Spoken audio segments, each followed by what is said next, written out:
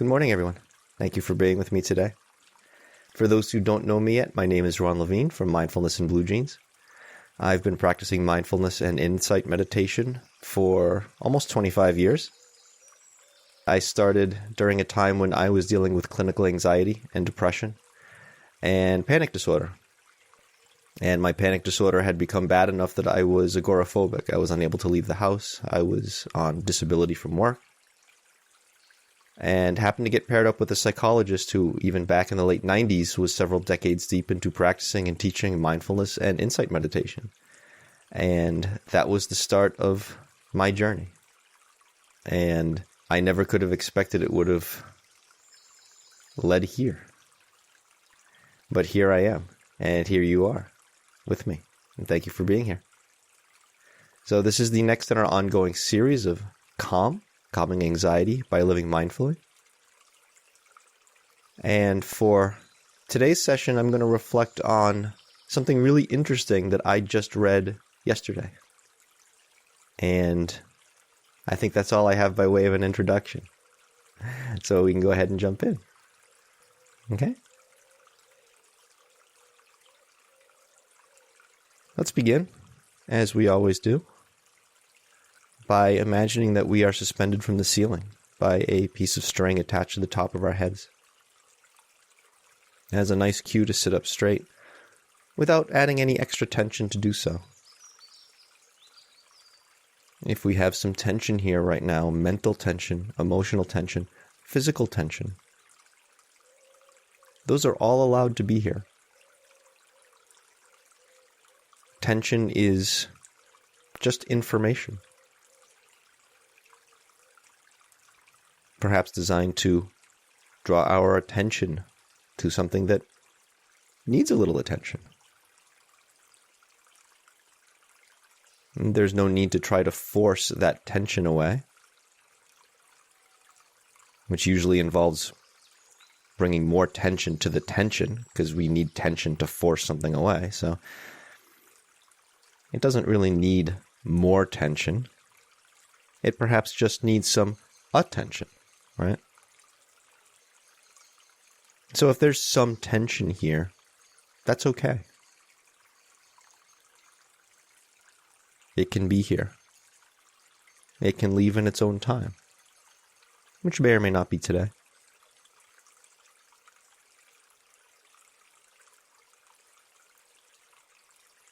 And I also like to notice what is beneath me, supporting me, holding me up.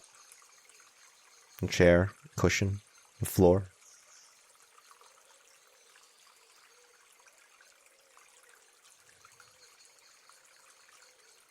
And just take a moment to notice that support that we're receiving from below. And this gentle suspension from the ceiling at the top. And whatever else happens to be in between the two for us right now. However it is.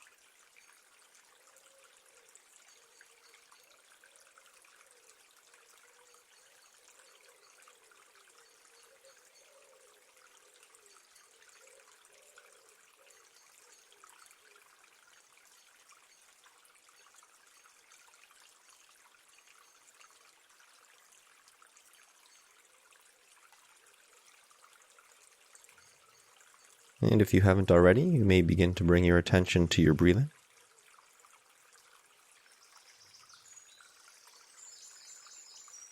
And the same way, we don't need to try to force our attention to go away or be a certain way. We don't need to force the breathing to be a certain way.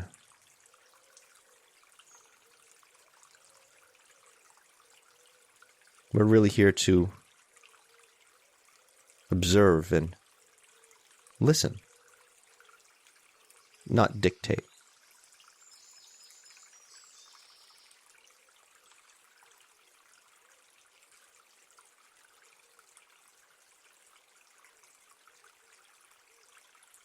So we can just see how the breath is. We can feel how it is. If there's a desire to change it, to shape it, to make it a certain way, we can notice there is that desire.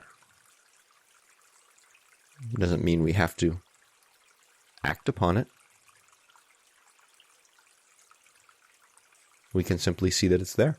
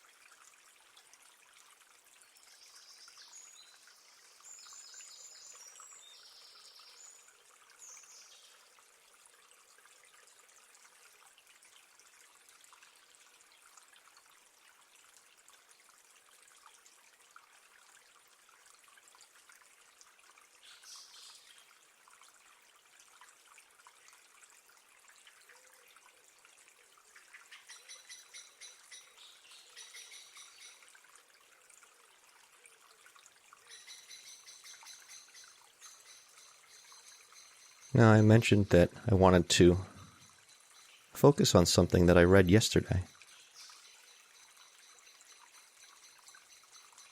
And this comes from one of the works from Tanasaru Bhikkhu, a book called Wings to Awakening, which is a fairly advanced journey through the Buddha's teachings. One that I tried to read a number of years ago and couldn't quite grasp. And I've been giving it another go lately and have found a lot more things making sense now.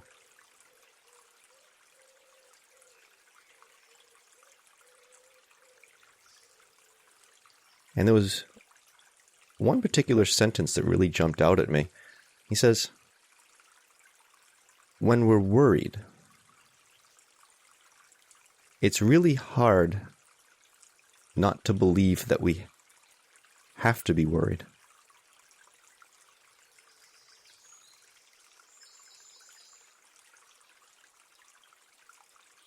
And that's really interesting. Now, I often say that emotions, mind states, beget themselves. I say we don't just feel sad, we feel sad about feeling sad. We feel happy about feeling happy.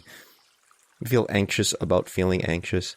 But this is a slightly different twist, isn't it? Not just feeling worried about feeling worried, but believing that we need to be worried. It's obviously we don't need to be worried. Our worry doesn't in itself change anything. It doesn't help anything. We know this at an intellectual level.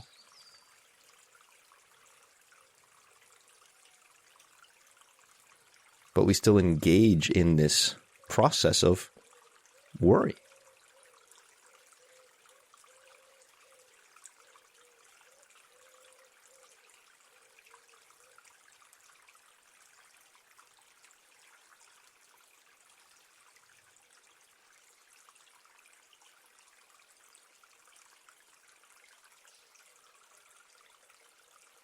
So there's a message coming from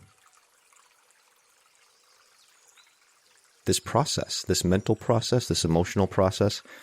Just like I mentioned how tension is a process that's allowed to be here.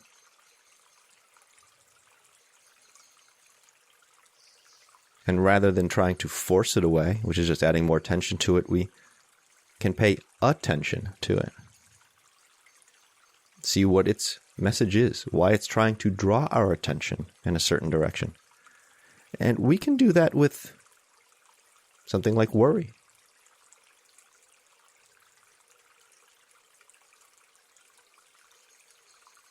Why do we believe we need to worry? What is the message?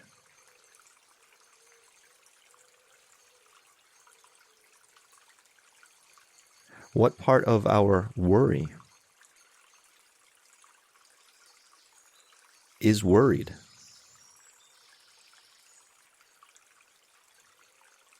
Is asking for our attention?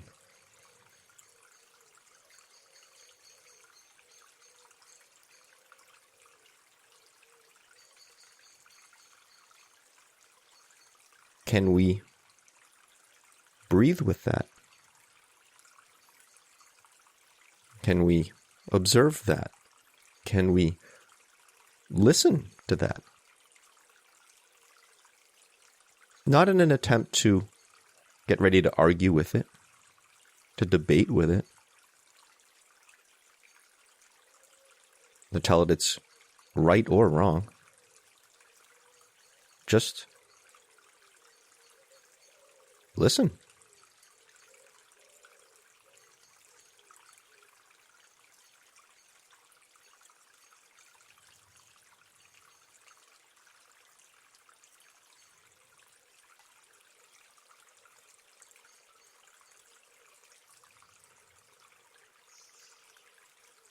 Can we come to the breathing as our anchor, as our home base?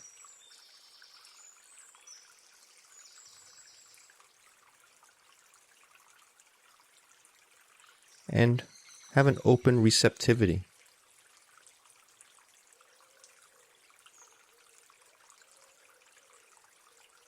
to this information.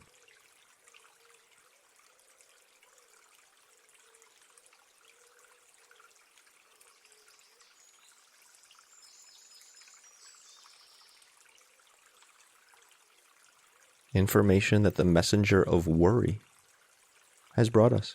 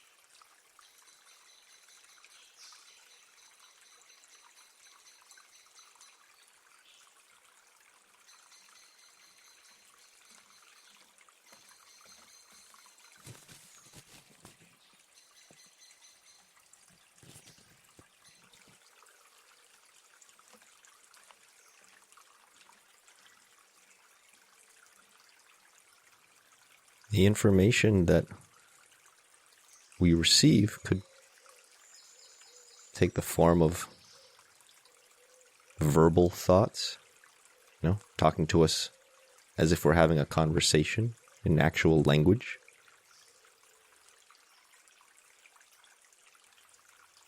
It could come in the form of an emotion that maybe doesn't even translate into any words that we have. Could be bodily sensation. Could be a combination.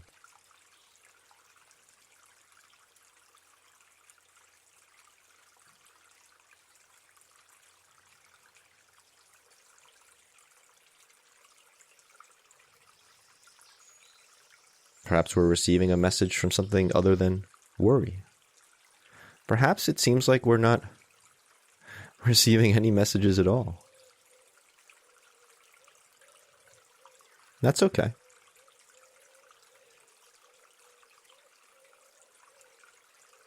We don't need for there to be a message in order for us to have an open receptivity.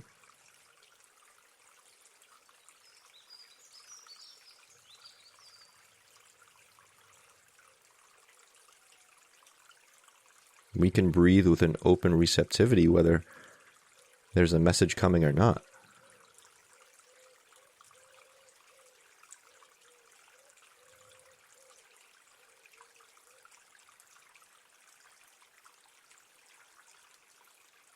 It's enough for us to send our message of, hey, I'm listening.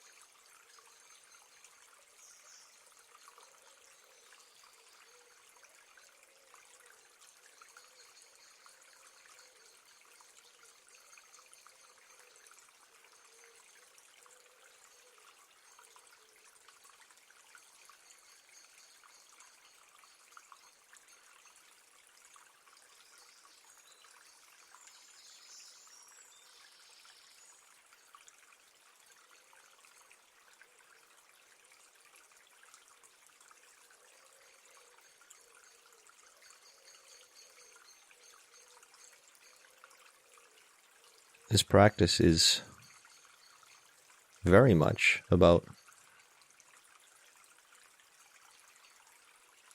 building the skill of asking the right questions.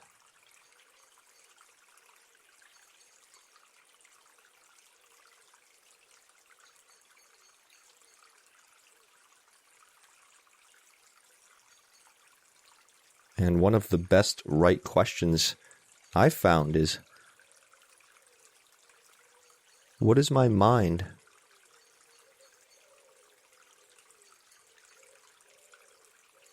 asking me to believe? Telling me to believe?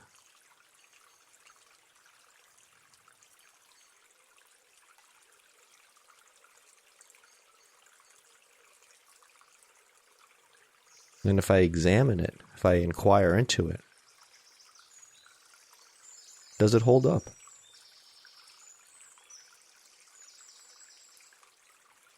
Maybe it does. Maybe it doesn't. Worth finding out. Worth finding out.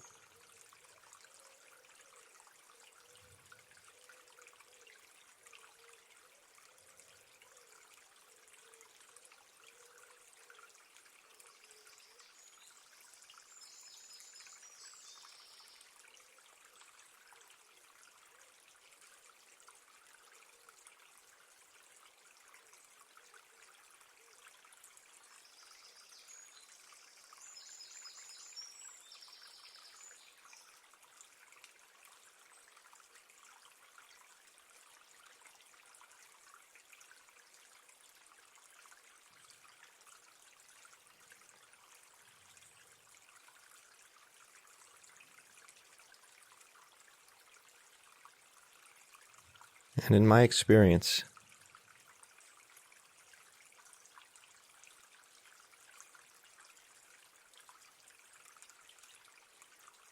if we breathe, we inquire,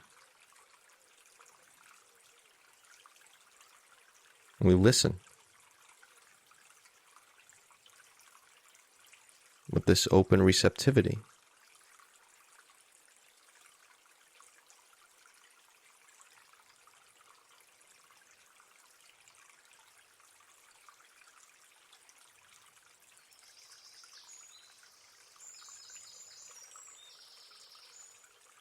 the rest of the path just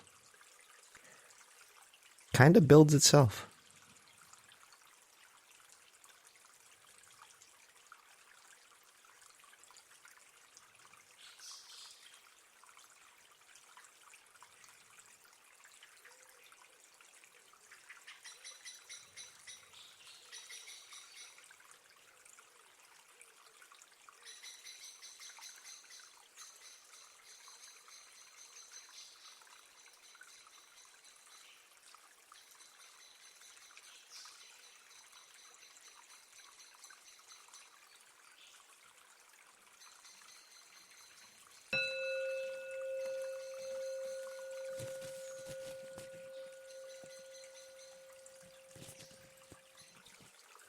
Thank you, everyone. I'll hang on for just a moment if anyone has any questions or observations in the chat. Unfortunately, I am on a bit of a timetable this morning, so I won't be able to hang on very long. Interesting comment from Ren here. When I look at worry from my point of view, is this stereotype or belief that if I worry, it means I care. Yeah, that resonates. That resonates. We can, of course, care without worrying, and we know this at an intellectual level, I think. And you, just the way that you're saying this, I can see that you know this, right? We know this at an intellectual level. But as you mentioned, it's like having it programmed into us as a child and so forth. I have found that I use worry as a motivator to make sure I get things done, right? Oh, if I'm not worrying about it, I might not get it done in time. I might not get it done good enough, or... so I got to worry until it's taken care of. So I go and I take care of it, and then the worry stops, and it becomes this reward cycle, right? Okay, so I worried about it, and then I got it done, and now I feel better. So clearly worrying about it worked, right? So I got to keep worrying. And it becomes this cycle. But is the worry actually necessary to get it done? Did it really make it so I got it done faster or better? I mean, I could have done it just as fast or just as well without the worry, right? And again, of course, I know this at an intellectual level, but there's that felt sense of like, oh, what if, And that's what we want to look at, is that what if. What if I don't get it done? What if I don't care? What if I don't think I care? Where this is all really coming from, that felt sense, that visceral sense, not what's coming from up here, what's coming from the gut, what's coming from the heart, maybe. That's what we want to look at and see, oh, is this actually helping? Is this actually doing what I think it should be doing? Am I getting out of this what I think I should be getting out of this? Is it really necessary? Do I need this part of this experience? Because this is what the Buddha would call stress and suffering. It's not necessary. It's extra. We think we need it. Like I was saying with the phrase there, it's very hard when we're worried to not believe we need to worry. And we want to examine that. Is that suffering? Do we need that suffering? And by definition in this practice, if it's suffering, no. But we need to really inquire and examine to see that. Because this is so inherent for us both as humans who have this baked into our DNA, as well as how perhaps we've been brought up, how we've been raised. Chris, why is breathing considered the best anchor? A lot of reasons. For one thing, it's always here. So it's always available to us. For another thing, it directly reflects our body and mind state. It's really something that is at the meeting of the mind and the body, if you will. And I mean, in Eastern, if you go in Eastern cultures, they don't even make a distinction between mind and body like we do in Western cultures. But we can observe the cause and effect relationship in both how our emotions and our thoughts and our body state in terms of tension and so forth affect our breathing. That's more information. And it can go the other way. We can change our breathing, which I don't often instruct in my sessions, but we certainly can. And we can see how that affects our mind state, our emotions, our body. Again, in my practice, I don't usually control the breathing, and that's another reason why I like focusing on the breathing, is because if I can observe the breathing, something that is so crucial to survival, without controlling it, if I can develop that as a skill, especially for someone like me with a history of panic who was for many years hyper-vigilant about controlling the breathing, I found that if I can observe the breathing without controlling it, allowing it to simply be as it is, that's a transferable skill. That's a generalizable skill. What I mean is I'm then able to observe lots of other things internally and externally, whether it's perhaps a feeling I would associate with panic or something that somebody's out doing on the road or at work or what have you. I can observe that without trying to control it, because I've had so much practice observing something so central to my survival in the breathing without trying to control it. That's just a few examples. There's a lot more, but the breath does not have to be our anchor, but it usually is the one we suggest first. And those are some of the reasons why. But it's a great question. Saying deep, exactly. We keep anxiety about being anxious, about anxiety. It's a vicious cycle. And that's why we want to inquire and poke around a little bit and say, well, wait a minute. What's here and why? What am I doing to perpetuate this and why? Because we are part of this cycle. It's not something happening to us. It feels that way because it's so automatic. We've been working on these cycles for decades, so it's automatic. It feels like it's happening to us. We have a say. We're involved. We're involved, even if it doesn't seem that way at first glance. Yeah, so some great stuff in here. A bit of extra panic drama makes it look like we're doing more to help. Yep, that deeply resonates, Ren. Yeah, I feel like I'm doing something. I'm doing something. Yeah, I'm worrying. Look how worried I am. I'm doing something. Yeah, I get that. Yeah. Becky, yeah, it makes it worse. Sayindi, I thought meditation will reduce my thoughts, but I realize it'll just train us not to care about them. Doesn't mean we don't care necessarily. It means that we are not thrown off balance by them so much. So we're not becoming blocks of ice that are uncaring and unfeeling. It's that we are not thrown off kilter by our caring or our feeling. The quote that I always like to say is, this practice doesn't cure us of our neuroses, it makes us a connoisseur of them. We can still experience these things. We don't become dead inside. But we can experience them with, no pun intended, some breathing room. We can look at them as the processes and experiences that they are, rather than identifying with them as who we are. Because if we identify with them as who we are, now there's an implied threat there. Depending on what comes up and what we feel, we may feel threatened by that if we are identifying with it as who we are. No, I shouldn't be feeling this. I shouldn't be that. I need to have that. I need to not be that. No, just notice what's coming up. Listen. We don't have a choice what comes up. We have a choice what to do with what comes up. So are we what comes up? No. No.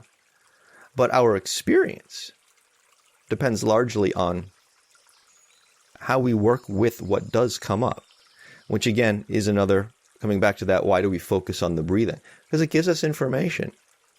Oh, wow, my breathing has become constricted.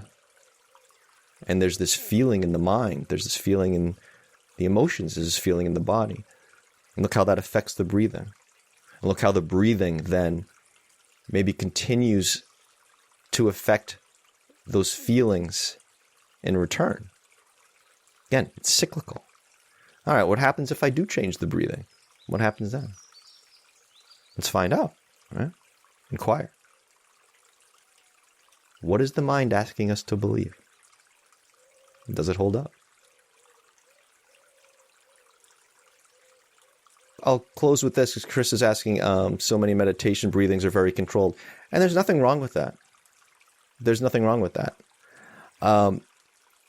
My method, and it's not just my method, but my method of teaching almost exclusively with uncontrolled breathing is not better or worse than with different kinds of controlled breathing. There are many different kinds of meditation. There are many different kinds of breath practices. It's about finding what works for each of us. And what worked for me was uncontrolled breathing. Again, because of my history of panic and so many years of hypervigilantly trying to control the breathing, I found that relinquishing that need to control, I mean, it was horrifying at first. It was tremendously scary. But that's also part of why it was so groundbreaking, why it was so impactful for me. So I almost exclusively practice with uncontrolled breathing. I do practice with some controlled breathing sometimes for specific reasons. I don't have time to get into it here. But the point is, one is not better than the other. It's about what is right for each of us at a given time. Again, experiment, inquire, try things out, see what works, and be open to trying different things at different times and seeing what works. I do know a lot of people appreciate my teaching of the uncontrolled breathing because there are so many controlled breathing practices out there, which, as they do for me, for other people, that it's kind of off-putting. It's kind of off-putting. So I do get a lot of very positive feedback in my sessions about, oh, wait, I don't have to control the breathing? No, you don't. And in my experience, there's an awful lot to be gained by not controlling the breathing. And then we also find out how hard it is to not control the breathing when we're paying attention to it. So yeah, it's all about inquiry and experimentation and see what works for you. Okay, I do have to go, folks. Sorry, this one's a little bit shorter than usual, but it was great to have you here, and hope to see you again real soon. Take care.